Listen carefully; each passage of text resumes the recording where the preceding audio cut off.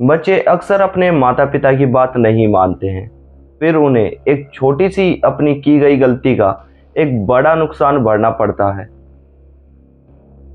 माता पिता बच्चों को लाख समझाने की कोशिश करते हैं, लेकिन बच्चे जब माता पिता की बात नहीं मानते हैं तो उनसे कुछ ना कुछ गलती हो ही जाती है, जिसकी वजह से बच्चे को ही नहीं बल्कि पूरे परिवार को उस गलती का हर्जाना भरना पड़ता है।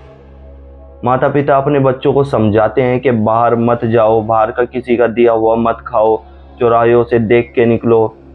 लेकिन क्या हो, जहां माँ बाप अपने बच्चों को भेजते हैं वहीं उनका सामना एक ऐसी शक्ति से हो जाए जिस शक्ति के बारे में आपने ना ही कभी समझने की कोशिश की हो और ना ही आपका सामना हुआ हो कभी इस शक्ति से। चलिए जानते हैं एक ऐसी शक्ति के बारे में, एक ऐसे ही परिवार के बारे में।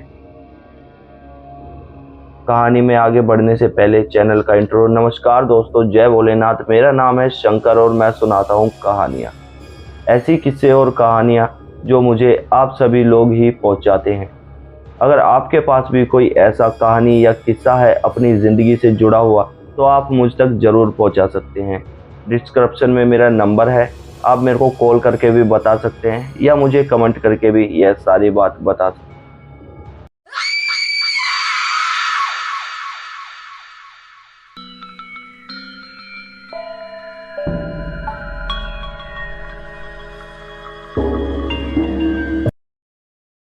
पहाड़गंज में रहने वाला यह परिवार काफी खुशहाल परिवार था। एक दूसरे की फिक्र और प्यार प्रेम इस परिवार में कुछ ज्यादा ही था, जिसके चलते इस परिवार को देखकर सभी इस पे नजर लगाने की कोशिश करते थे। लेकिन इस परिवार में इतना प्यार प्रेम और इतना अटल विश्वास था कि एक दूसरे पे काफी भरोसा किया करते थे। इस परिवार में रवि के माता पिता और एक रवि का बड़ा भाई सोनू था। रवि स्कूल में पढ़ रहा था और उसका भाई स्कूल से पास आउट हो चुका था। रवि घर का सबसे छोटा था, इसलिए सबसे ज़्यादा शैतान भी था, जिसकी वजह से रवि की काफ़ी कंप्लेंट आती थी। रवि की इन कंप्लेंटों की वजह से रवि की माता काफ़ी ज़्यादा दुखी हो चुकी थी, जिसकी वजह से रवि को घर वाले समझा समझा के परेशान हो चुके थे कि अपना ध्यान पढ़ाई पे लगा और अपना फ्यूचर पे ध्यान दे। लेकिन रवि किसी की कहाँ सुनने वाला था। यह जवानी के 4 दिन हर किसी में आते हैं और इन 4 दिनों में ही कुछ ऐसी गलती कर बैठते हैं जवान बच्चे, जिनकी वजह से उन्हें इस गलती का बहुत बड़ा नुकसान चुकाना पड़ता है। रवि जिस स्कूल में पढ़ा करता था वहां पर हार्ड डिसिप्लिन की मांग हुआ करती थी, क्योंकि रवि के पेरेंट्स ने अपने बच्चों की पढ़ाई लिखाई और उनके फ्यूचर के लिए किसी भी बात की कमी नहीं छोड़ी थी। उन्होंने पहाड़गंज में सबसे अच्छा स्कूल ढूंढकर रवि का दाखिला उस स्कूल में करवाया था। लेकिन रवि के इतने शैतान होने की वजह से, इतने खुरापाती होने की वजह से, उसकी इतनी शिकायतों की वजह से, पढ़ाई में ध्यान ना होने की वजह से उसका स्कूल से नाम काट दिया जाता है। रवि के माता पिता रवि की इन हरकतों से काफी परेशान थे और रवि को सुधारने के लिए रवि को बोर्डिंग स्कूल में डाल देना चाहते थे, जहां रवि जाकर अपना जीवन आगे के लिए सरल बना ले।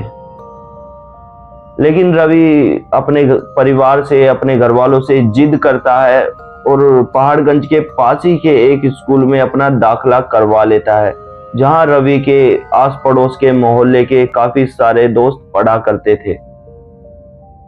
रवि काफी ज्यादा खुश था कि उसका इस स्कूल में दाखिला हो गया था, क्योंकि जिस स्कूल में रवि पहले पढ़ा करता था उस स्कूल में रवि के इतने ज्यादा दोस्त नहीं थे, क्योंकि वो स्कूल एक प्राइवेट स्कूल था और उसमें सभी रवि के बस्ती के आसपास के बाहर से आया करते थे बच्चे पढ़ने के लिए। और जो रवि की बस्ती के जो लड़के थे, उसके दोस्त यार थे, वो उस स्कूल में पढ़ा करते थे जिस स्कूल में रवि का अभी दाखिला हुआ था।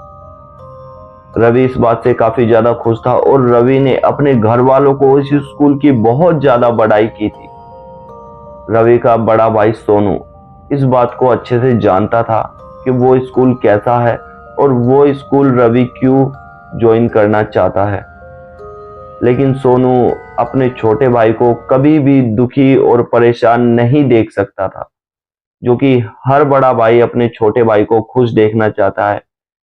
रवि की खुशी के लिए सोनू ने अपने घर वालों से यह बात छुपाई कि रवि उस स्कूल में क्यों दाखिला करवा रहा है।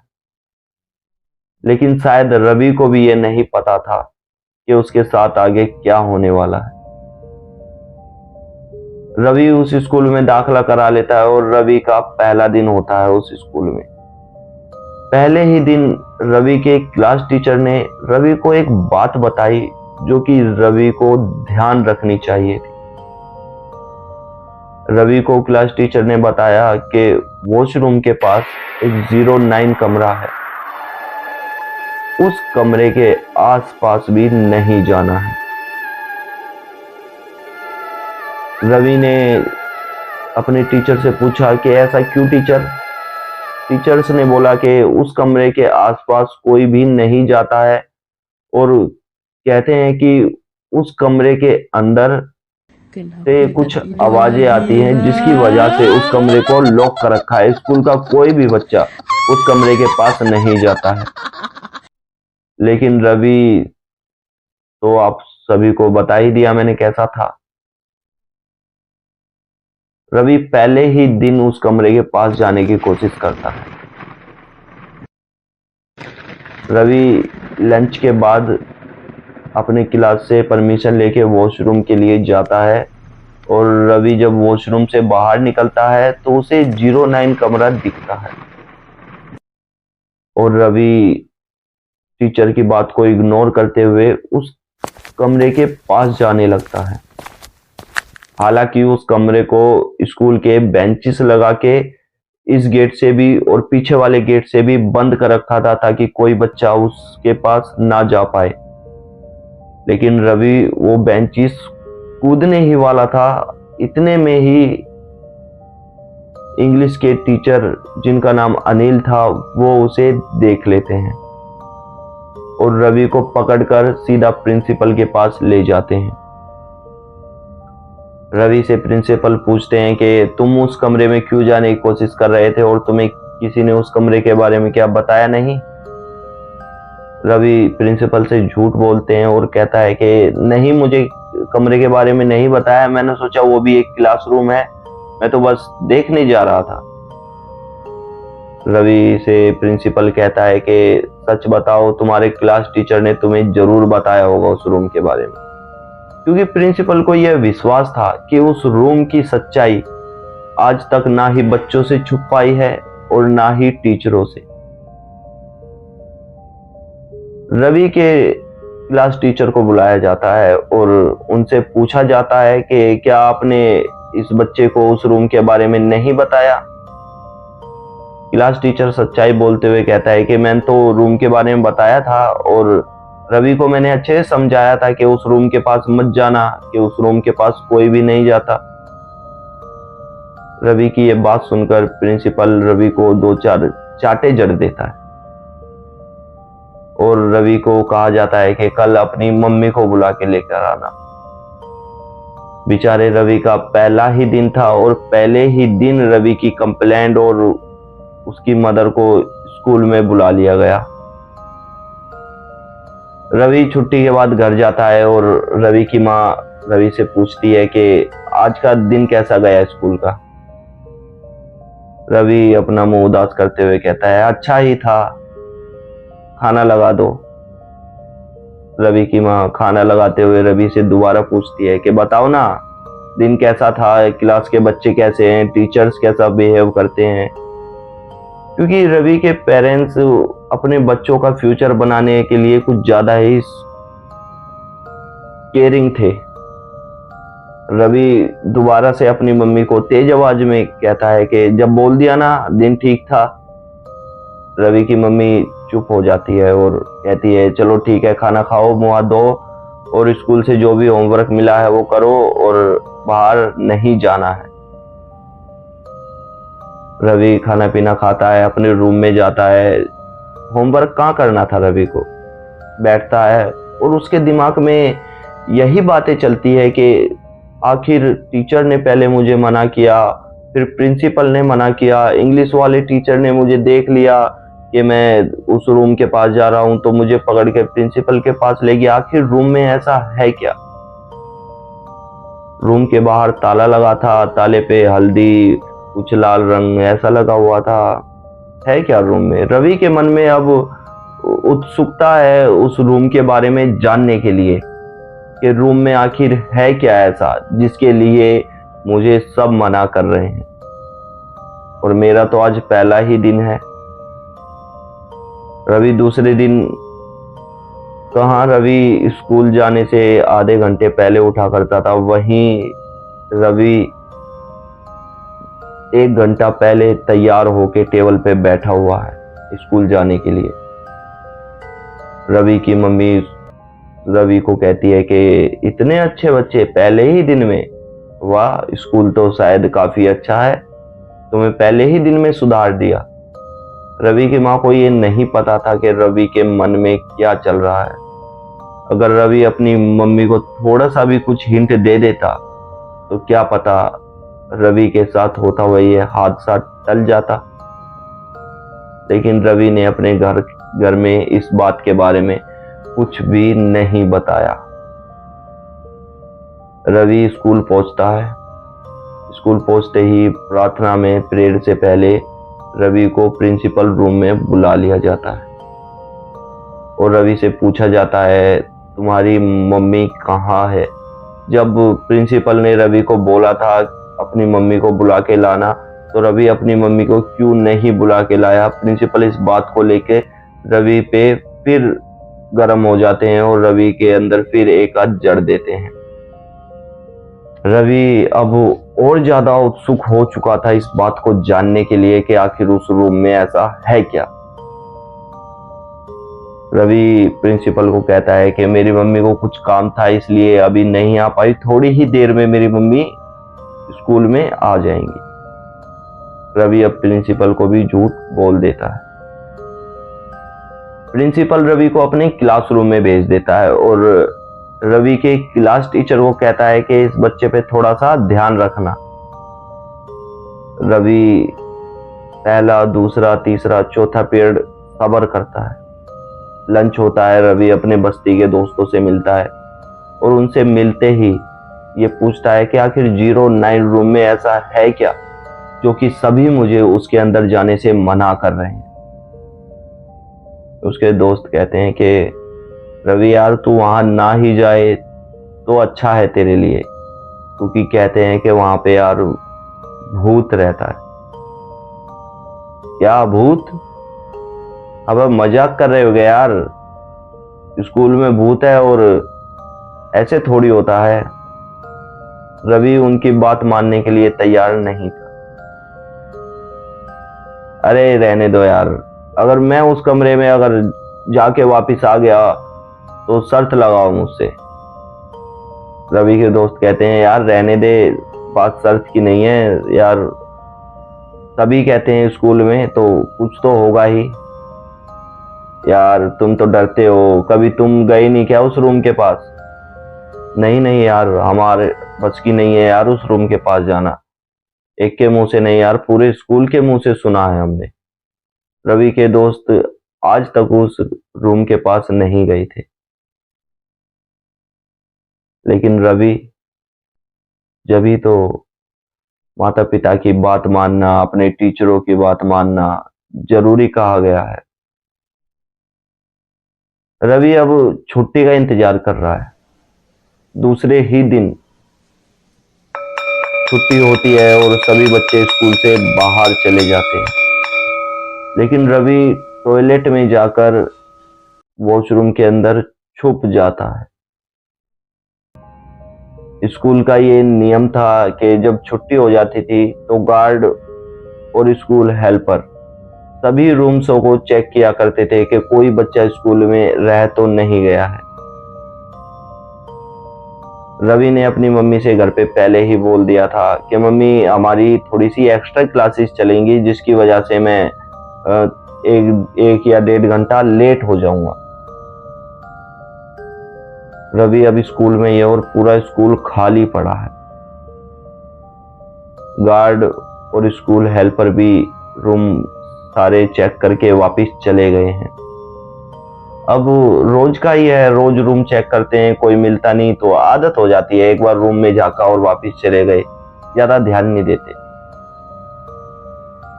लेकिन उनको ये नहीं पता था कि आज स्कूल में क्या होने वाला है और कल से स्कूल का रंग ही बदल जाएगा। रवि झांक कर देखता है, स्कूल के आसपास भी उसको कोई नजर नहीं आता। गार्ड भी छुट्टी होने के बाद अपने गार्ड रूम के अंदर जाके आराम किया करता था और स्कूल हेल्पर भी छुट्टी होने के बाद 10 से 20 मिनट में अपने घर निकल जाया करता था। रवि अब वॉशरूम से बाहर निकलता है और 09 कमरे के पास चला जाता है। रवि उन बेंचेस की दीवार को मान लो या लाइन को मान लो पार करता है और 09 के रूम के ताले को हाथ लगाता है और देखता है उस पे कुछ हल्दी सी और लाल रंग लगा हुआ है। रवि देखता है कि पीछे से कहीं रूम में जाने का रास्ता हो तो रूम के अंदर घुस के देखा जाए। रवि घूमकर स्कूल के पीछे जाता है और पीछे से जब खिड़की के अंदर रवि देखता है तो उसे कुछ भी नहीं दिखाई देता। रवि खिड़की का एक सरिया तोड़कर अंदर घुस जाता है रूम के और रवि देखता है कि रूम में कुछ भी नहीं है सिवाय कुछ टूटे फूटे बेंचेस के अलावा। इतने में ही रवि को बोर्ड पे कुछ लिखने की आवाज आती है। रवि पीछे मुड़ के देखता है तो बोर्ड पे लिखा था, चले जाओ। रवि ये लिखा हुआ देखकर डर जाता है और जहां से घुसा था वहीं से वापस बाहर तेजी में भाग जाता है। रवि गेट से निकलने की बजाय स्कूल की दीवार पीछे से कूदकर अपने घर जाता है ताकि गार्ड को भी पता ना चले कि रवि स्कूल के अंदर था। रवि घर पहुंचता है, खाना पीना खाता है और अपने रूम के अंदर चला जाता है। रवि के दिमाग में एक ही बात चल रही थी कि आखिर बोर्ड पे वो लिखा किसने। रवि के साथ रूम में कोई भी नहीं था तो रवि की दिमाग में यही था कि वहां वो लिखा किसने। अब रवि दूसरे दिन स्कूल पहुंचता है और अपने दोस्तों को बताता है कि यार मैं तो उस कमरे में से होके आ चुका हूँ, रूम के अंदर कुछ भी नहीं है सिवाय कुछ टूटे फूटे बेंचों के अलावा। रवि के दोस्त बोलते हैं यार ये तूने गलत किया, जब सभी ने तुझे मना किया था उस रूम के पास जाने के लिए तो तू क्यों गया, सबकी बात मान लेता यार। रवि कहता है यार तुम्हारी आंखों के सामने तो खड़ा हूं, कुछ भी नहीं हुआ यार। हाँ लेकिन एक बात अजीब लगी यार। रवि के दोस्त पूछते हैं क्या। यार जब मैं अंदर घुसा तो मैंने शायद बोर्ड को देखा भी था या मेरी नजर नहीं पड़ी होगी, लेकिन जब मैं अंदर घुसा तो ऐसा लगा कि किसी ने बोर्ड पे लिखा है कि चले जाओ, और मैंने पीछे मुड़ के जब देखा तो सच में लिखा हुआ था यार। रवि के दोस्त कहते हैं यार हमने तो तुझे पहले ही बोला था कि रूम में मत जाइयो। अब रवि कहता है उनको यार ठीक हूँ, कुछ नहीं हुआ, होकर आ गया, देखना था मुझे, देख लिया मैंने। रवि अपने क्लासरूम में जाता है और लंच के बाद वाला 5वां पीरियड होता है। सोनिया मैडम का ये पीरियड था और वो मैम मैथ पढ़ाया करती थी। तो सोनिया मैडम से रवि जो इतना नालायक बच्चा है जिसको स्कूल से शिकायतें आती हैं, इतना स्कूल में रवि के बैग में सिर्फ एक कॉपी हुआ करती, उसमें भी करीब पूरे साल में वो 4 पन्ने भी भर दे तो उसके लिए बहुत बड़ी बात। रवि मैथ वाली मैडम से उठ के बोलता है कि मैम आज हमें 6 चैप्टर पढ़ाओ। 6 चैप्टर मेन चैप्टर था और सभी को ये बात अच्छे से पता थी कि ये पेपरों में जरूर आएगा। मैडम कहती है कि 6 चैप्टर, ठीक है पढ़ाती हूँ। रवि के जो क्लासरूम में दोस्त थे, जो रवि को जानते थे, वो हैरान रह जाते हैं कि रवि ने आज कैसे बोला कि 6ठा चैप्टर पढ़ाओ। रवि 5वां, 6ठा, 7वां और 8वां पीरियड में ऐसी पढ़ाई करता है कि जानो वो रवि नहीं है। जाते समय प्रिंसिपल को ऐसे देखता हुआ जाता है कि मानो प्रिंसिपल से उसका कुछ लागा देगा हो, कि कुछ कनेक्शन हो।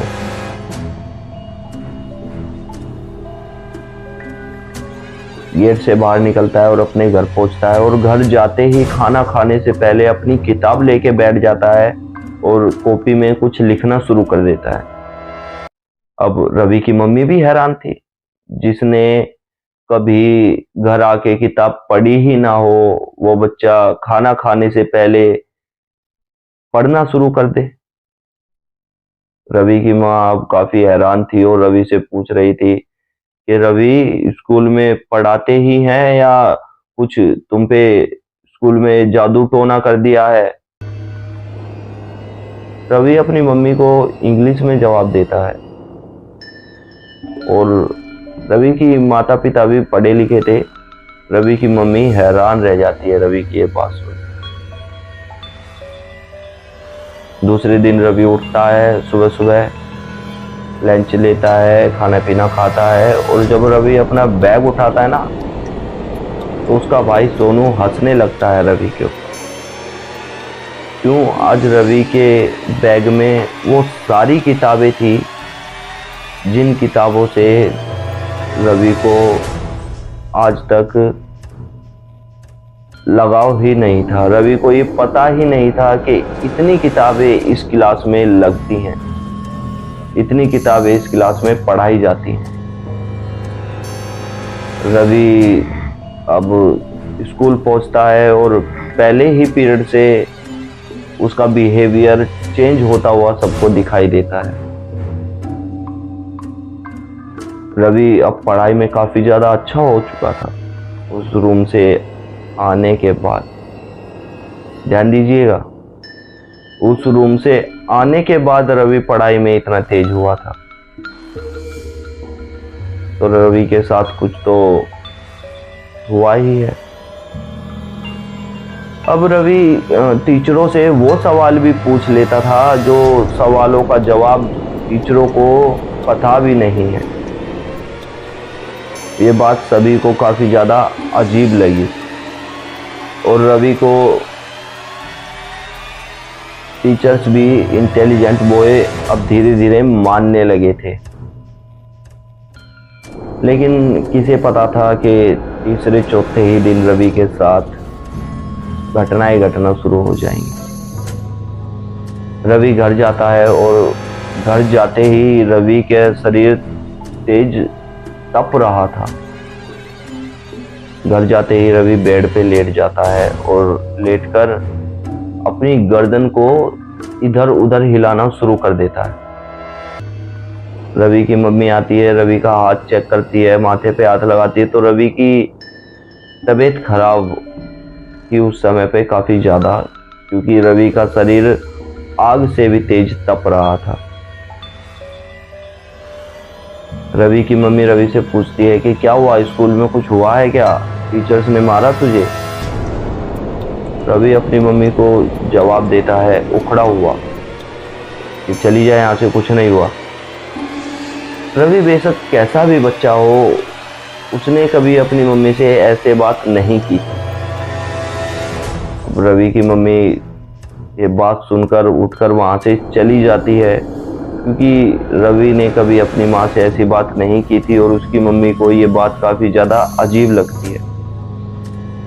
शाम को रवि के पिताजी आते हैं, सारी बात उनसे बताई जाती है और रवि के रूम में जाने की सभी तैयारी करते हैं कि चलो देखते हैं क्या हुआ है। रवि की मम्मी ने उसे दवाई तो दे दी थी, लेकिन रात के समय पे रवि को चेक करने के लिए सभी रवि के कमरे में जाते हैं। जब रवि के कमरे में घुसते हैं तो रवि के चारों तरफ किताबें कॉपियाँ फैली हुई थी और रवि एक कॉपी में कुछ लिख रहा था, पूरा झुककर, घुटने बेड पे रखकर, और पूरा अपना मतलब उसका फेस कॉपी के इतने पास था कि उसका पेन भी उसके कान तक आ रहा था, ऐसे लिख करके लिख रहा। रवि के पिताजी जाके रवि के कंधे पे हाथ रखते हैं, तो रवि के कंधे पे हाथ रखते ही रवि वहां बेहोश हो जाता और कॉपी के अंदर लिखा था, मैं अब लौट आया हूं, तुम्हें परेशान होने की जरूरत नहीं है, इस साल मैं पास हो जाऊंगा। रवि के माता पिता को ये बात काफी ज्यादा अजीब लगती है कि रवि ने ये बात क्यों लिखी। अगले दिन रवि के माता पिता रवि के स्कूल जाते हैं और प्रिंसिपल से पूछते हैं। प्रिंसिपल उस कॉपी की लिखी हैंडराइटिंग देख के ही समझ गया था कि ये रवि की नहीं है, क्योंकि ये हैंडराइटिंग प्रिंसिपल ने कहीं पहले भी देखी थी। प्रिंसिपल के माथे से पसीना टपकता हुआ एड़ी से नीचे जमीन पर गिर रहा था वो राइटिंग देखते ही। रवि के माता पिता पूछते हैं कि बताइए क्या हुआ है, आप ऐसे घबरा क्यों गए। प्रिंसिपल का जवाब था, कुछ नहीं, बस ऐसे ही रवि अब स्कूल नहीं आ सकता, हम स्कूल से रवि का नाम काट रहे हैं। रवि की माता कहती है कि क्यों, क्या हुआ। अब तो रवि पढ़ाई लिखाई में भी सही ध्यान दे रहा, घर जाके होमवर्क भी करता है, अपने स्कूल में कॉपी किताब भी काफी ज्यादा लेके आता है, अब रवि ने क्या कर दिया। प्रिंसिपल जानता था रवि ने क्या कर दिया। कैसे न कैसे प्रिंसिपल समझा के कहता है कि चलो स्कूल में आ सकता है, लेकिन आप रवि का ध्यान रखना, रवि की तबीयत खराब है ना, तो आप उसको डॉक्टरों के साथ साथ मंदिरों में भी ले जाना। रवि के पिता को ये बात काफ़ी ज़्यादा अजीब लगती है और वो प्रिंसिपल से पूछता है, साफ साफ कहो क्या बात है। कुछ नहीं, बस मैं ऐसे ही बोल रहा हूँ कि मंदिरों में भी ले जाना, क्यों यहाँ से जाते समय रास्ते में चौराहा पड़ता है, कहीं बच्चे का पैर वहाँ लग ना गया। प्रिंसिपल कुछ छुपा रहा था रवि के माता पिता से। रवि के माता पिता कहते हैं कि ठीक है, चलो चलते हैं, घर दिखवाते हैं। घर पे माता पिता काफी परेशान थे और रवि को बुखार उतर ही नहीं रहा था। रवि का शरीर 24 घंटे इसी तरह से तपता रहता था कि मानो रवि के शरीर में आग लगी हुई हो। रवि के माता पिता ने डॉक्टरों को दिखाया और मंदिरों में ले गए, लेकिन एक बात काफ़ी अजीब थी। जब रवि को डॉक्टर के पास ले जाते थे तो रवि का बुखार उतना का उतना रहा करता था जितना घर पे, लेकिन जब रवि को मंदिर ले जाने की कोशिश करते थे तो मंदिर जाते ही रवि का बुखार बिल्कुल उतर जाया करता था और मंदिर से बाहर आते ही थोड़ी ही देर बाद दोबारा शरीर में वही तापमान वापस। घर वाले परेशान थे, काफी जगह ले जा चुके थे, लेकिन कोई असर नहीं हो रहा। हफ्ते डेढ़ हफ्ते की बच्चे की छुट्टी भी हो चुकी थी स्कूल से और नया स्कूल था। माँ बाप को डर भी था कि कहीं रवि का नाम इस स्कूल से भी ना काट दिया जाए। रवि 9 दिन बाद स्कूल जाता है। 10वें दिन रवि का स्कूल में कमबैक होता है।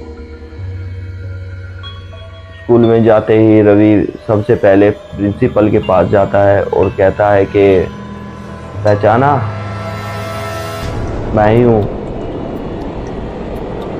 प्रिंसिपल के माथे पे दोबारा पसीना और माथे पे परेशानियों की जकड़न बन चुकी थी। शायद प्रिंसिपल पहचानता था कि वो कौन है। रवि बाहर निकलता हुआ अपने क्लासरूम में चला जाता है। खूब पढ़ाई करता है और जब छुट्टी होती है फिर प्रिंसिपल के पास जाकर यही बात कहता है, पहचाना, कौन हूं।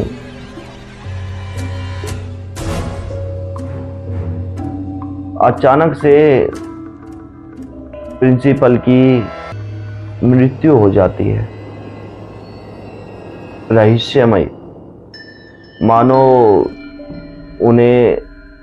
उन्हीं के प्रिंसिपल रूम में किसी ने गला घोंट के मार दिया हो। लेकिन स्कूल में कैमरे लगे हुए थे, ना ही कोई कमरे के अंदर आया था और ना ही कोई कमरे के बाहर गया था।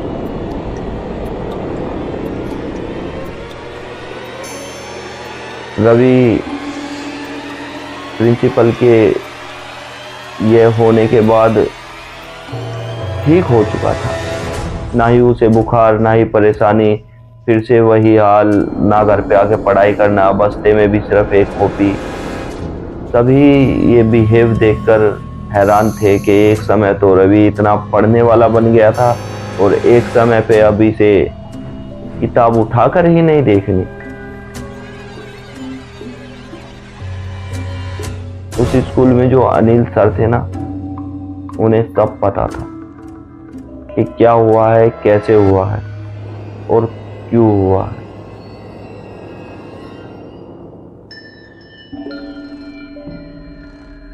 वो जो 09 कमरा था ना, उसके अंदर उस स्कूल के ही बच्चे की एक आत्मा थी जिसने रवि के शरीर पे कब्जा किया और ये सब रवि से करवाया। रवि अब ठीक तो था, लेकिन उसे जब ये बात पता चली तो रवि इस बात से परेशान नहीं हुआ, बल्कि रवि को ये लगा कि मैंने किसी की मदद की है। अनिल सर ने रवि को सारी बातें बता दी और जो उस बच्चे ने उस रूम में सुसाइड की थी, वो पेपर ज़्यादा हार्ड होने की वजह से की थी, क्योंकि प्रिंसिपल और उस बच्चे की अच्छी नहीं बनती थी, जिसकी वजह से उस बच्चे ने सुसाइड कर ली। क्योंकि प्रिंसिपल का जो बेटा था वो भी उसी स्कूल में पढ़ा करता था, उसी क्लास में था जिस क्लास में वो लड़का था, जिसकी वजह से प्रिंसिपल ने उस बच्चे को प्रेशर में ले लिया, उसको टेंस कर दिया, जिस वजह से बच्चे ने ये कदम उठा लिया। आज की कहानी में इतना ही, बाकी कहानी आगे मिलते हैं। आप यहाँ तक आ ही गए हैं तो जय भोलेनाथ, जय श्री राम। आपके YouTube के नीचे काफ़ी सारे बटन हैं, कमेंट, शेयर, सब्सक्राइब, इनमें से आप किसी को भी दबा सकते हैं अगर हमारी आपको कहानी अच्छी लगती है तो। धन्यवाद।